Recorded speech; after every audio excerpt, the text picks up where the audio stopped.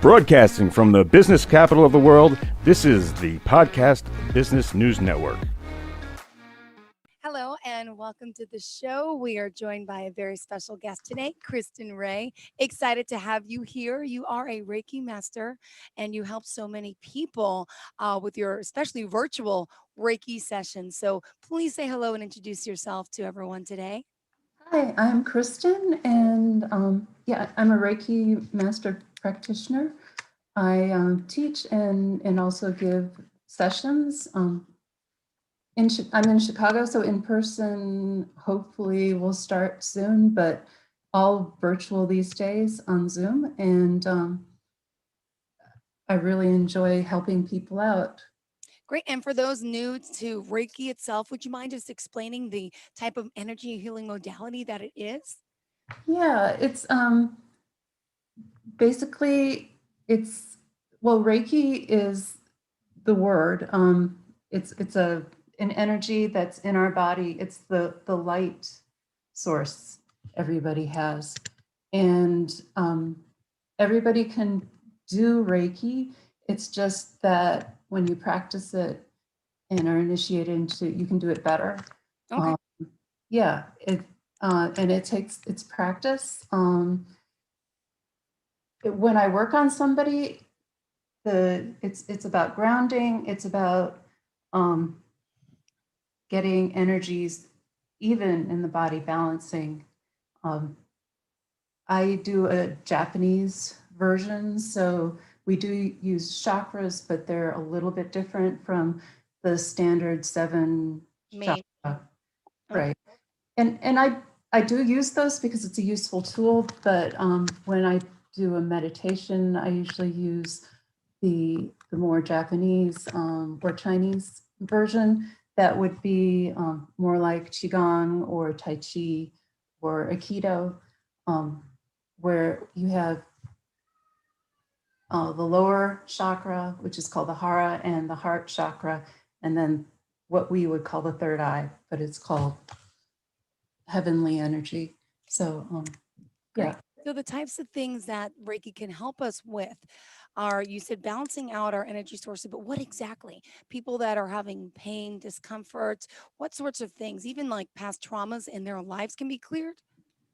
Yeah, I mean, you have to do work around it in addition. And then a lot of times there's just this energy that's left, residual energies in our body.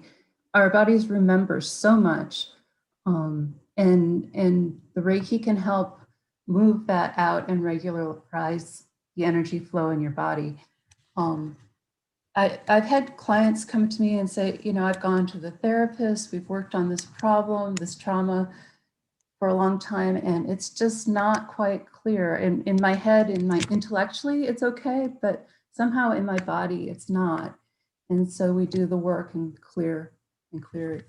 That is amazing. So, for example, if we were doing a session like this, you do it virtually with Zoom on a phone call, or how can it be done? The answer is yes. And yeah, if you want to do it face to face like this, I'm all for it. There's not a lot going on. I tend to move my hands a lot and mentally send energy. But people like to see. Okay. So yeah, I'm all for it. I can record it. We can send the recordings. They tend to be as effective as a recording. We can do it over the phone. And also another way is just set up the appointment, and then I would send energy at that time. Wow. Yeah. Can you tell me what brought you into this field? Give me a little bit of your background. I think it's important for us to get to know you. Yeah. There was a point that I guess after my father died and I'd come out of the worst of the grief part, it was still, I felt like I had all of this energy in my body, and I needed to be able to have a way to get it out, like I was saying, and get the flow, because that was an event that really, it was a really tough I time. lost my mom 4 years ago to lung cancer. I understand the pain. Yeah. And plus I was the executrix, so I had to stay in it and finish the estate. So it was a long process. And then when everything sort of subsided and I relaxed, and there was still stuff, and I didn't know how to get it out. And so I went to an energy healer and he helped me with that. And then I learned to do it for myself, which I think is so important, that we learn to take care of ourselves. And yeah, I still go to that energy healer. It's it's sort of like there's always, when you're with somebody who vibrates at a little bit higher frequency, you vibrate at their frequency too. They bring you up, and so it's important to find somebody that you really resonate with, literally resonate with, and intellectually to work with. It took me a while. I really enjoyed working with my first teacher, but he decided that teaching wasn't for him, and he went on to do other things. And so I had to find other teachers. And I've gone through like 3 or 4 lineages. I finally ended up with this last one that is more Japanese. He studied in Japan, so and he's always learning and researching, and it's really great for me because I continue to study with him and learn. And of course, I do other, I look at other sources too. So my style is mine. Okay. An important precept in Reiki is that being true to who we are and what we do. Now, is it important that your client comes to you and tells you some of their ailments or what they're feeling, or do you just get a sense of someone when you talk to them or correspond with them? How does that work? It's usually during the session. The way that a session would look is that we'd meet and we'd talk about what they were looking for from the session. And then we do the session. I'm very intuitive, so I'll start one place and then I'll end up someplace that I didn't expect. At the end, we'll reflect on what went on. I'll say, well, it felt like there was some energy blocks here or things like that. I'm not a doctor. I don't diagnose. I don't do that, but I can tell where things are. Sometimes I recommend that people go do something like go to the dentist or something like that. You could just feel it. So you're all, I didn't know you were an intuitive as well. Yeah. When did you realize you had that? Were you younger when you noticed, or when you were older? My theory about that is that, I've always known that I had it, but I didn't know what it was. And when you don't know what it is, it can be really overwhelming. You pick up on other people's stuff and you don't know it's their stuff. You think it's yours. And it's taken me a long time to be able to sift through that and be really grounded in who I am and what I'm doing and recognize other people's stuff. Because if you're not used to it, it's like, why am I so angry?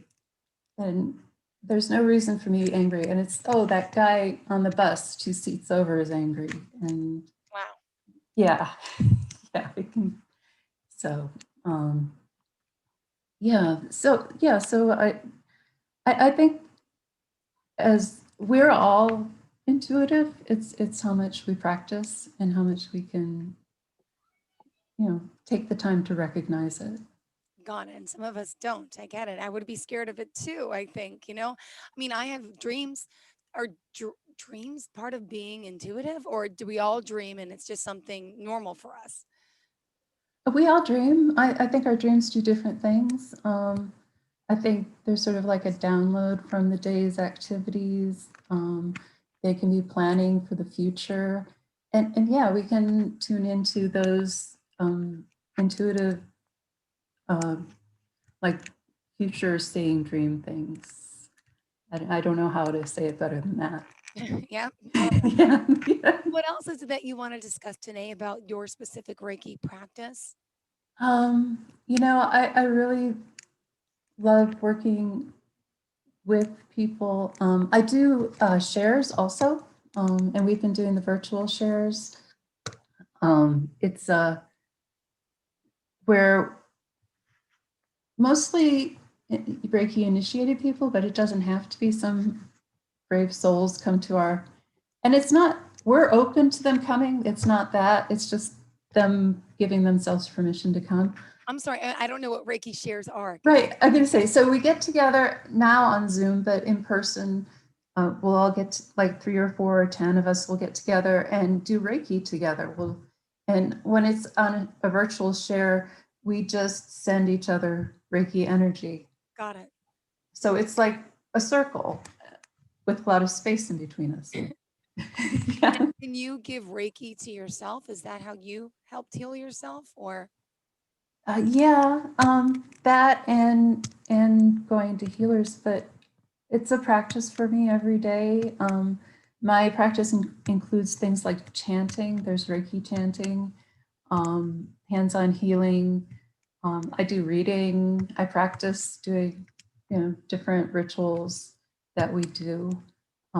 So yeah, and I'm in contact with other Reiki people all the time. So yeah, it's a great way. We look for communities.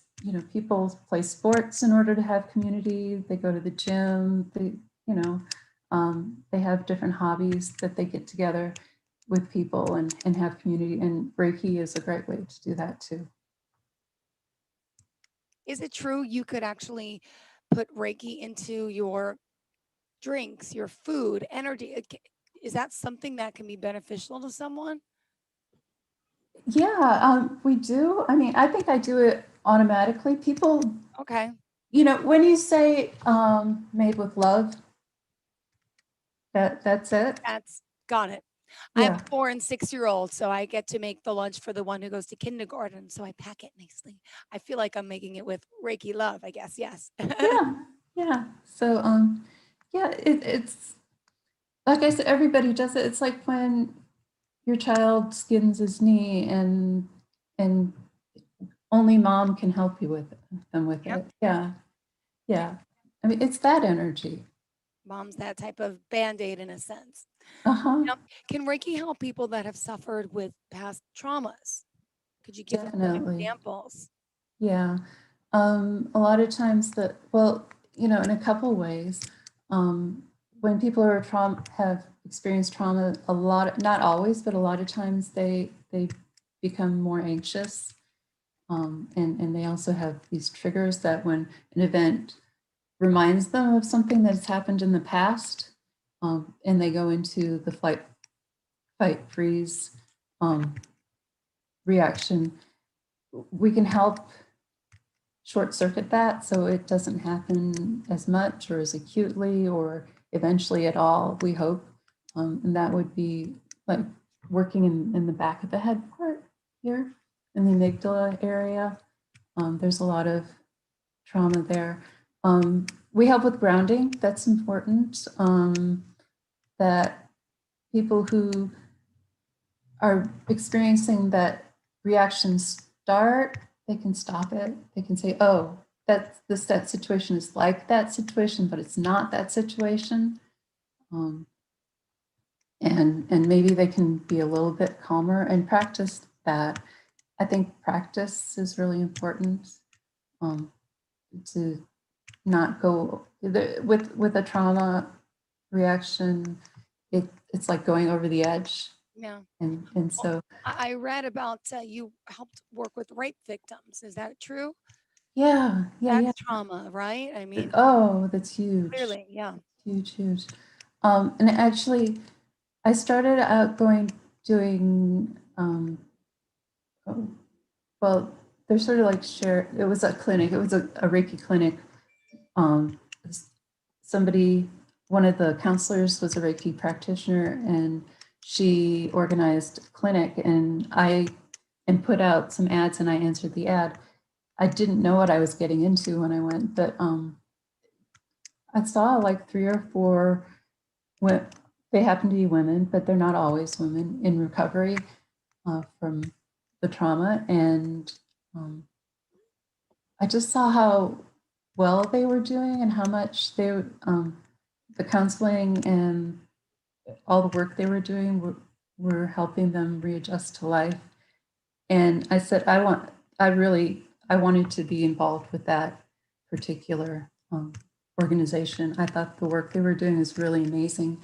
And so I decided to volunteer. So I'm a medical advocate. I go to hospital and sit with the survivors as they get their examinations and help them navigate that initial experience.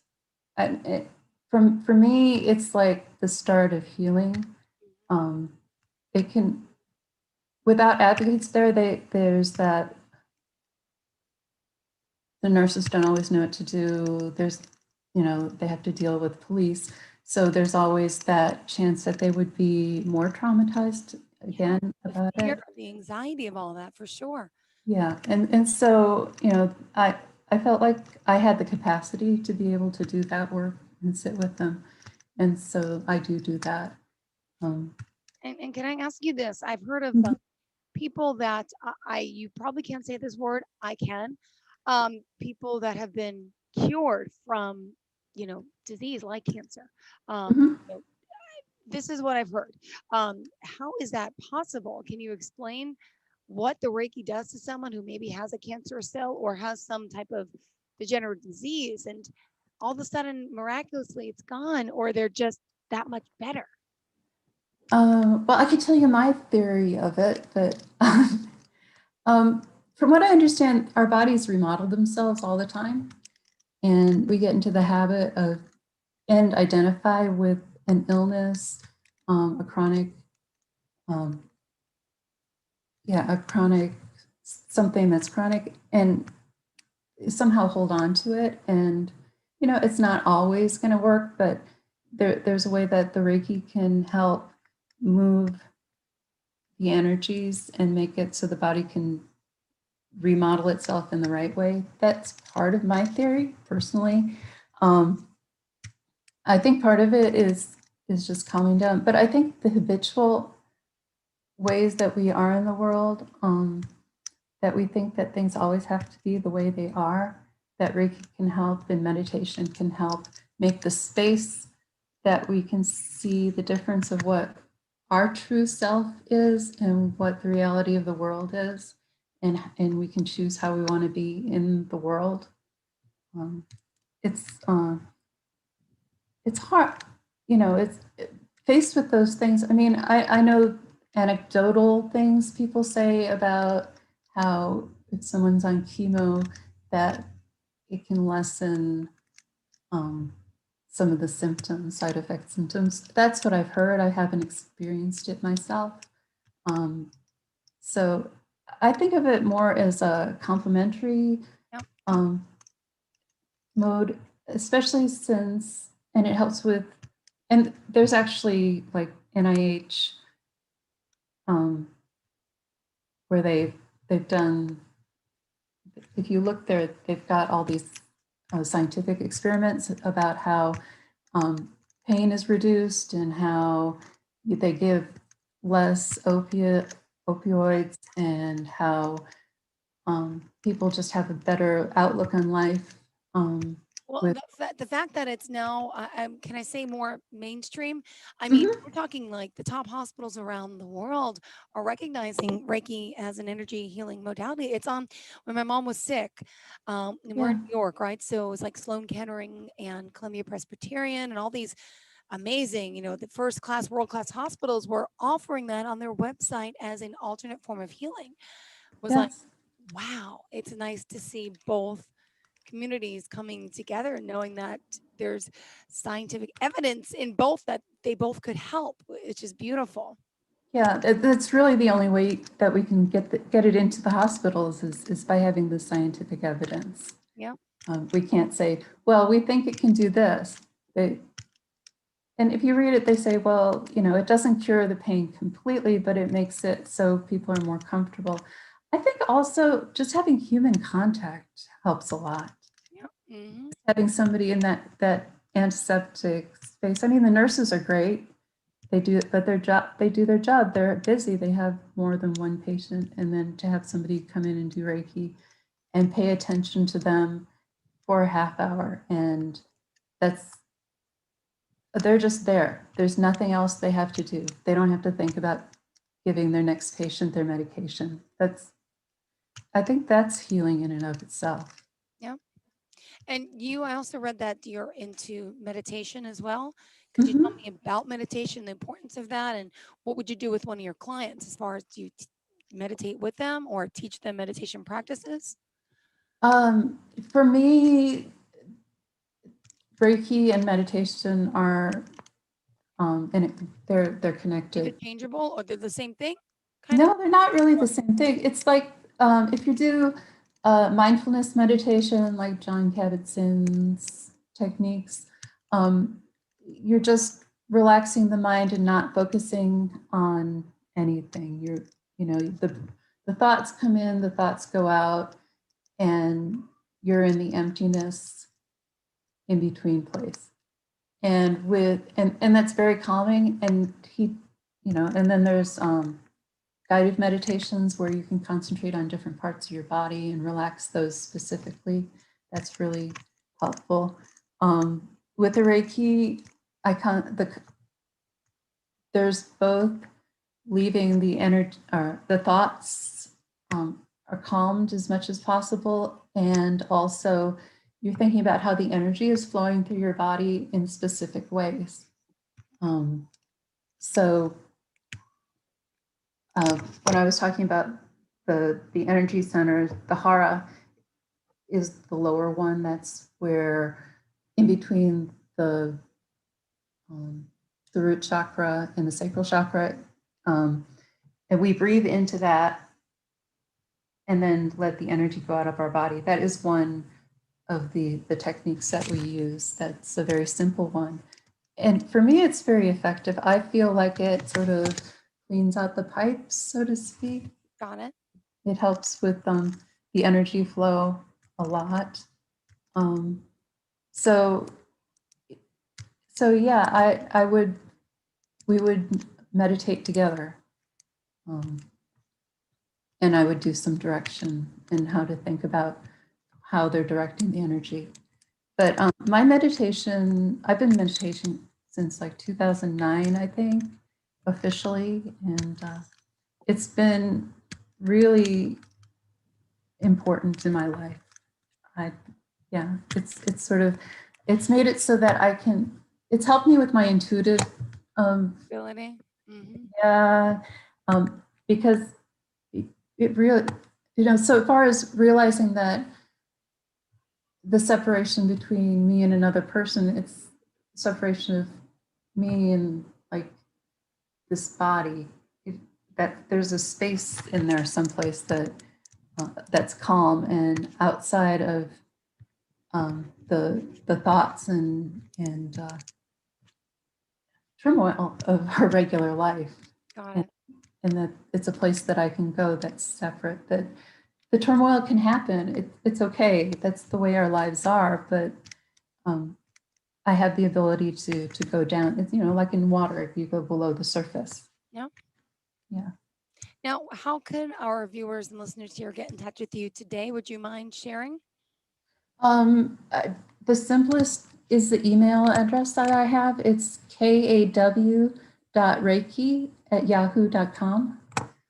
And I do have a phone number that people could call if they wanted to and leave a message. Let's see, it's 872-221-0576. One more time? Excuse me? One more time, repeat it. Oh, yeah, 872-221-0576. And Kristen Wray, let's spell it for them. It's KristenWray. Right. Are you on social media as well? Yes, I am on Instagram. It's Kristen Wray 123. Perfect. All right. So if anyone wants to get in touch with you, those are the ways. And in closing today, what did you want to leave for our listeners, Kristen? Just, take a breath and just be kind to yourself. You have a very calming way about you. And I feel as a mom of two and it's hectic and busy, I see a lot of that in you. And I'm sure you've been told that before, which could benefit so many of us. Calm. Really energy, take the time to breathe and appreciate things. And I will do that this weekend. So it's a pleasure getting to know you. Thank you so much for your time today. And I hope Thank you so our much. viewers reach out to you. Okay. Great. Thank you. Have a great Thank day. you. Everyone Bye. else, of course, more of the show is coming right up after the break. So don't go anywhere.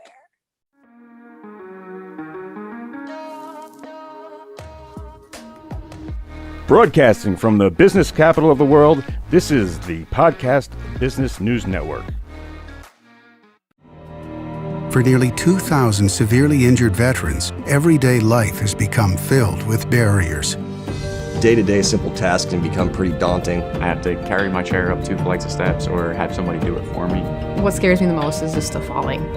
When I'm struggling with my house, I think, to have that one great barrier just knocked down, it's crucial. Home for Our Troops is a wonderful nonprofit that builds a Mortgage-free, fully adaptive, handicap-accessible house. And there's no catch. It'll be our very first home that we've ever owned. This is a game changer. This is where your life begins again. We need you to join us in completing this important mission. Please visit hfotusa.org and help build homes and rebuild lives. Because of you, everything's going to be okay.